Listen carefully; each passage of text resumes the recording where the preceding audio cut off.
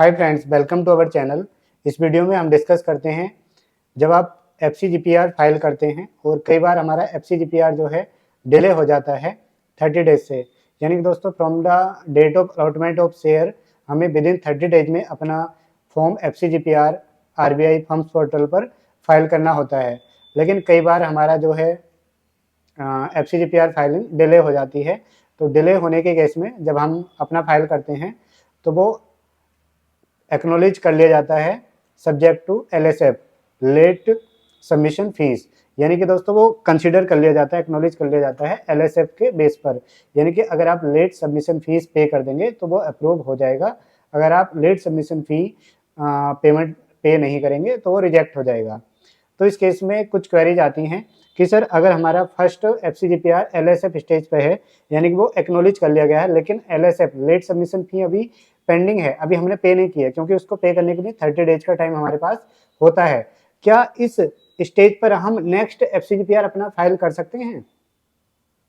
समझे, एक हमारा पहला वाला LSF स्टेज पर है, एक्नॉलेज है, लेट सबमिशन फी अभी तक हमने पे नहीं की है, क्या अभी हम दूसरा वाला फाइल कर सकते हैं? तो दोस्तों ये पहली बात तो ये है कि ये चीज़ डिपेंड करती है जो आपका एडी बैंक है। एडी बैंक कौन सा है, ICICI है या कोई भी बैंक है, HDFC है। तो एडी बैंक क्योंकि ये प्रोसेस करता है AD bank on behalf of RBI, तो इस केस में हम अपना सेकंड FCGPR जो है फाइल कर सकते हैं, सेकंड ट्रांजैक्शन के लिए फाइल कर सकते हैं।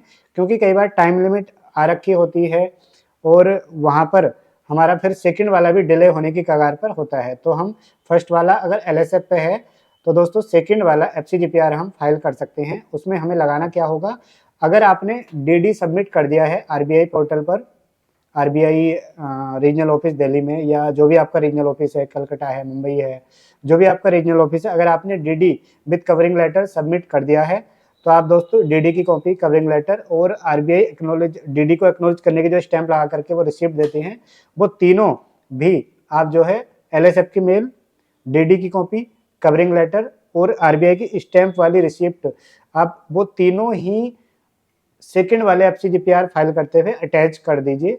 तो आपका सेकंड FCGPR जो है कंसीडर कर लिया जाता है। क्योंकि जब हम अपना DD सबमिट करते हैं लेट फीस के लिए, तो DD को दोस्तों कंसीडर करने में नॉर्मली 8 to 10 डेज या कई बार 7 to 14 डेज तक का टाइम लग जाता है। जब से हमने RBI रीजनल ऑफिस में सबमिट किया था, क्योंकि वो वर्किंग डेज ही ओपन रहता है, मंडे टू फ्राइडे, उसमें भी कई बार 7 डेज, 14 डेज या कई बार उससे ज़्यादा भी टाइम लग जाता है। तो इस केस में जो हमारा दूसरा वाला अगर इन्वेस्टमेंट रेगुलर आती है तो वो भी डिले हो जाता है। तो इसलिए बेटर ये रहता है कि आप DD सबमिट करा दें, या ऑनलाइन पेमेंट कर रहे हैं तो ऑनलाइन पेमेंट की रिसिप्ट लगा दें और नेक्स्ट वाला आप अपना फाइल जो है कर सकते हैं। तो इस केस में हमारा सेकंड वाले पे कम से कम लेट फीस नहीं लगती है और हमारा यहाँ पर टाइम भी सेव हो जाता है। क्योंकि कई बार पार्टी भी, क्लाइंट जो होते हैं हमारे पास, काफ़ी प्रेशर करते हैं कि आपने पहला वाला तो डिले कर ही दिया, अब दूसरे में DD कंसिडर होने में इतना ज़्यादा टाइम लग रहा है, तो ये सेकंड वाला भी हमारा डिले हो जाएगा। तो दोस्तों इस प्रॉब्लम से बचने के लिए आप जो है पहले वाला अगर LSF में है तो दूसरा वाला आप जो है दोस्तों टाइमली फाइल कर सकते हैं LSF, और DD अगर आपने सबमिट कर दिया है तो DD की कॉपी, ऑनलाइन किया है तो ऑनलाइन की कॉपी लगा करके आप जो है सेकंड या सब्सिक्वेंट FCGPR अपना फाइल कर सकते हैं।